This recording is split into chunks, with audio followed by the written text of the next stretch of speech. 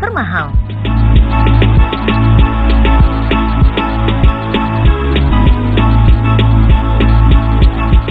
Yang lagi viral.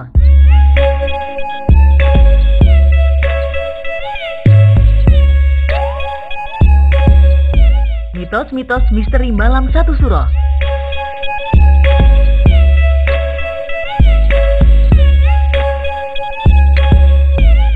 Halo viewers, welcome back with me Cema. Wah, gimana kabarnya nih viewers? Seperti biasa nih, di program ini kita akan membahas informasi seputar selebriti yang lagi viral. Dan juga kita akan membahas hal-hal yang lagi viral yang ada di luaran sana. Karena kita ada di On Trending, obrolannya lagi trend dan happening. Wow viewers, gimana nih? Pasti udah gak sabar kan untuk menerima informasi terupdate seputar hal-hal yang lagi viral yang ada di luaran sana. Sama, Cema juga udah gak sabar nih, ingin memberikan informasi tersebut kepada viewers di rumah. Makanya duduk manis ya kan, siapin cemilan kalian.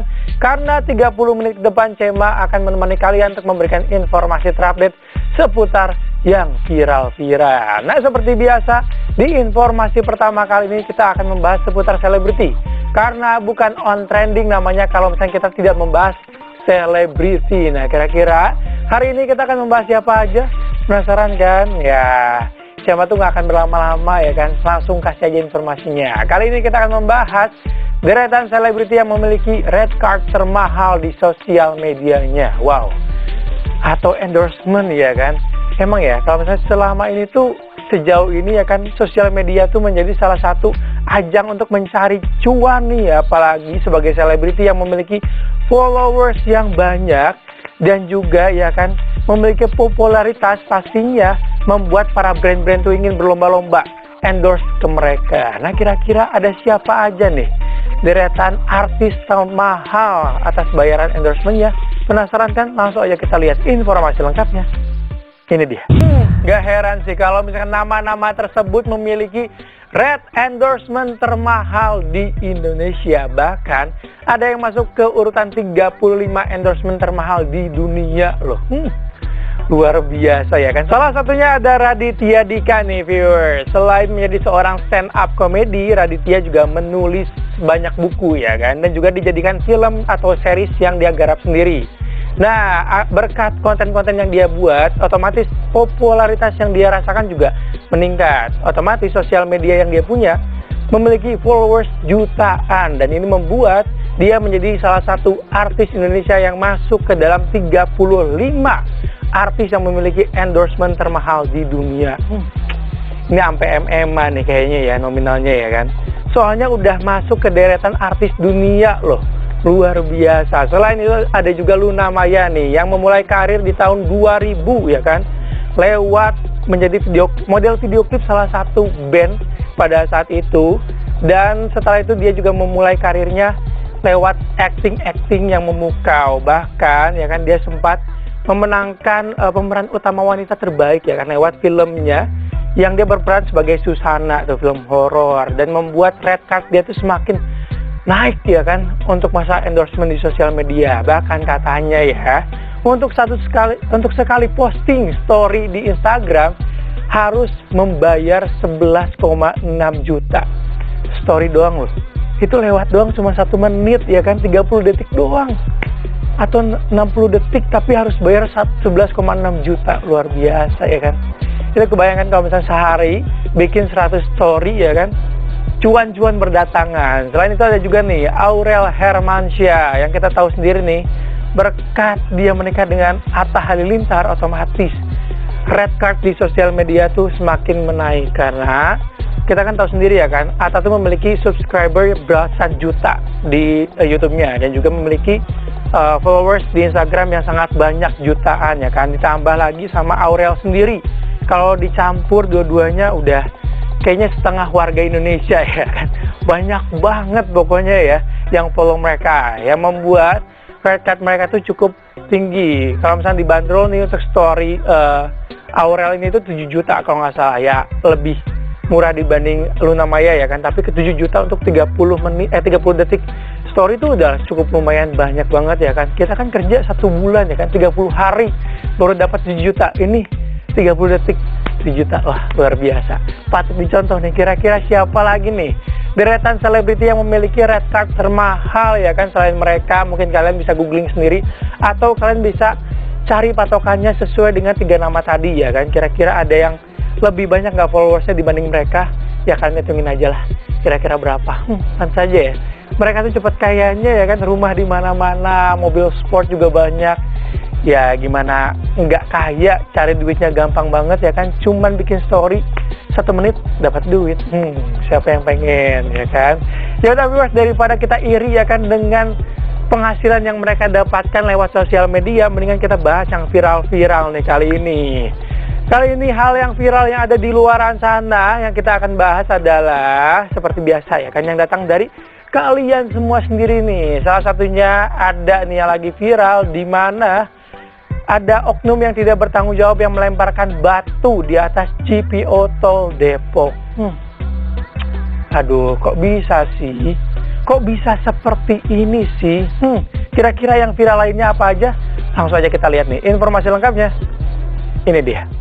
Waduh viewers, yang kayak gini nih nggak boleh ditiru ya kan. Seperti yang tadi udah Cema bahas sebelumnya, kalau misalnya ada oknum yang tidak bertanggung jawab nih, yang melempar batu di atas GPO Tol Depok ya kan, yang mengakibatkan banyak kendaraan yang rusak akibat oknum tidak bertanggung jawab ini. Dan sampai dengan sekarang belum diketahui nih siapa sih pelaku sebenarnya nih pelemparan batu tersebut, karena kan bisa mengakibatkan kecelakaan beruntun. Bener nggak sih? Apalagi kalau misalnya di tol tuh orang tuh pada berlomba-lomba ya kan mengendarai kendaraannya, bahkan rata-rata kecepatannya itu di atas 80 km per jam. Kalau misalnya sekali nih dilempar batu dari atas, otomatis ngerem mendadak, bener nggak? Dan otomatis yang belakang juga akan ngerem mendadak, atau enggak kalau misalnya yang nggak bisa ngerem, otomatis tabrak tuh dari belakang. Jangan deh, jangan buat hal-hal kayak gini, pengen viral, pengen apa ya kan. Jangan mencelakai orang lain ya, apalagi untuk urusan di jalan, apalagi di jalan tol ya kan. Viewers, ada lagi nih yang viral lainnya, dimana di Pasar Beringharjo ada sesuatu yang unik dan viral nih, yang lagi ramai diperbincangkan. Kenapa bisa viral? Karena di sana setiap kali mendengar suara lagu Indonesia Raya, aktivitas di pasar tersebut otomatis berhenti. Semua mematung dan menghormati lagu yang diputar. Dan ternyata kejadian ini juga berlangsung sudah beberapa tahun yang lalu, karena dimulai dari tahun 2021 ya kan, dan langsung diperintahkan oleh Sultan Hamengkubuwono ke-10 untuk dilakukannya hal tersebut, untuk menghormati ya kan lagu Indonesia Raya, dan biar ya kan jiwa nasionalisme kita tuh tetap terjaga walaupun kita harus beraktivitas di pasar yang sangat crowded, tapi sekalinya kita dengar langsung diam dan hormat. Wah, salut ya kan untuk hal-hal seperti ini nih, karena nggak banyak ya kan orang yang memikirkan nasionalisme yang dibentuk dari semenjak dini atau sekarang ya kan, karena kebanyakan orang kan terlalu sibuk dengan hal-hal viral yang ada di luaran sana.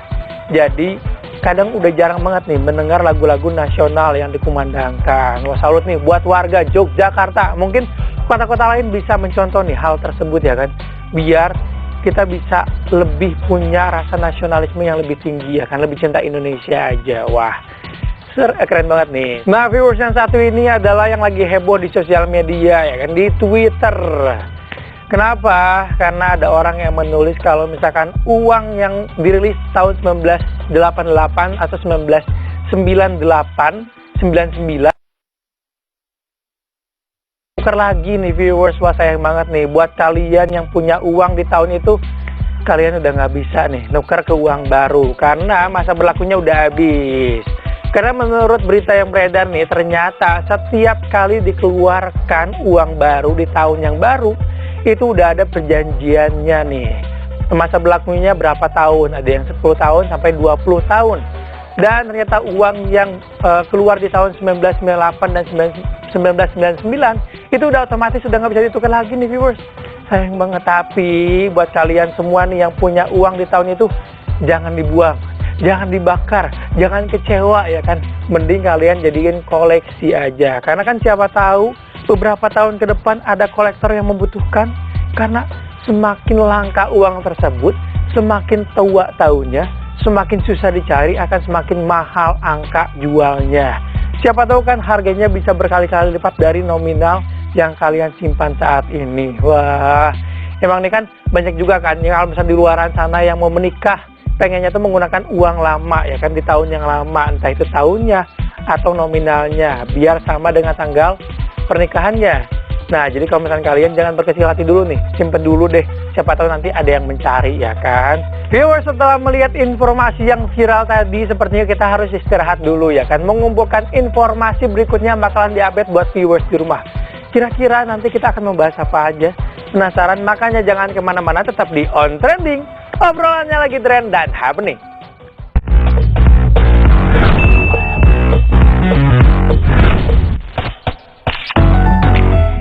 Kembali lagi di On Trending, obrolan yang lagi tren dan happening. Viewers, gimana nih? Udah siap belum ya kan untuk menerima informasi seputar misteri yang ada di Indonesia dan ada di luar sana?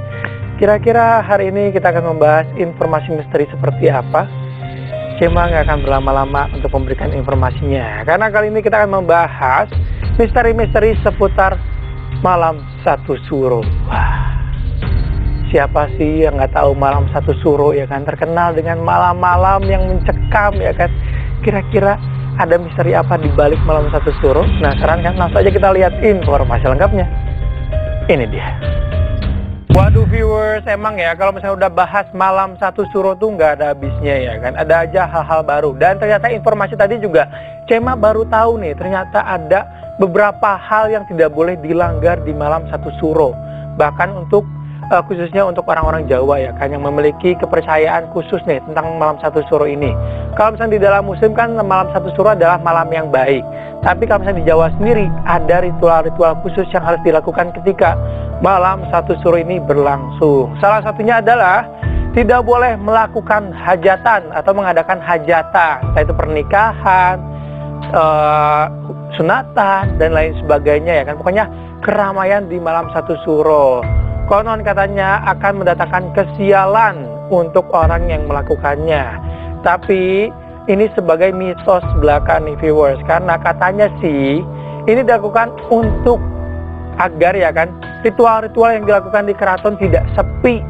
Karena kalau misalnya kayak dibagi nih, kayak orang sibuk dengan kegiatan hajatannya, sedangkan di keraton juga melakukan ritual-ritual khusus untuk malam satu suro, jadinya bentrok gitu loh. Makanya takutnya tuh ada hal-hal yang tidak diinginkan lah. Tapi banyak juga orang yang percaya kalau misalkan malam satu suro emang tidak boleh adanya kegiatan lain selain di keraton. Takutnya akan terjadi hal-hal buruk menimpa keluarga yang melangsungkan kegiatan tersebut. Selain itu nih, selain tidak boleh hajatan atau melakukan kerumunan, ya kan? Di sana juga nggak boleh keluar rumah, viewers. Waduh, ya malam satu suro keluar rumah. Kan kalau misalnya di pikiran kita kan, kalau misalnya sering nonton horor nih, kalau malam satu suro itu identik dengan makhluk-makhluk astral, bener nggak? Munculnya mbak-mbak kun-kun ya kan, mas-mas poch-poch ya kan. Nah mungkin ini salah satu hal yang harus dihindari, karena katanya sih kalau misalnya kita melanggar akan terjadi kesialan juga kepada mereka yang melanggar ini semua, atau mereka yang keluar rumah pada malam satu suro. Dan masih banyak lainnya viewers ya kan, hal-hal yang tidak boleh dilakukan ketika malam satu suro berlangsung. Emang ya, mungkin hal tersebut hanya mitos belaka ya kan, misteri yang belum terpecahkan kebenarannya. Tapi ya alangkah baiknya, kenapa kalau misalnya kita tidak tetap harus melakukan hal tersebut, karena untuk menjaga diri kita juga kan. Karena kita nggak tahu nih malam tersebut tuh emang sakral atau seperti apa ya kan. Makanya kita harus menghormati adat istiadat yang sudah berlangsung dari zaman dahulu sampai dengan sekarang. Walaupun misalkan kalian gak percaya nih dengan mitos-mitos tersebut, tetap harus menghargai yang sudah berlangsung ya kan. Jangan cuman gara-gara gak percaya nih dengan mitos-mitos tersebut, pengen nyoba keluar rumah, taunya kalian menimpa kesialan ya kan. Siapa yang rugi? Kalian juga. Dan viewers, ternyata informasi tadi ini menjadi penutup perjumpaan kita kali ini. Tapi jangan khawatir, karena di next episode-nya Cema akan kembali lagi untuk memberikan informasi beragam buat viewers di rumah. Pastinya seputar hal-hal yang lagi viral yang ada di luaran sana. Ya udah, Cema pamit ya. Sampai jumpa di next episode-nya hanya di On Trending, obrolan yang lagi tren dan happening. Bye-bye.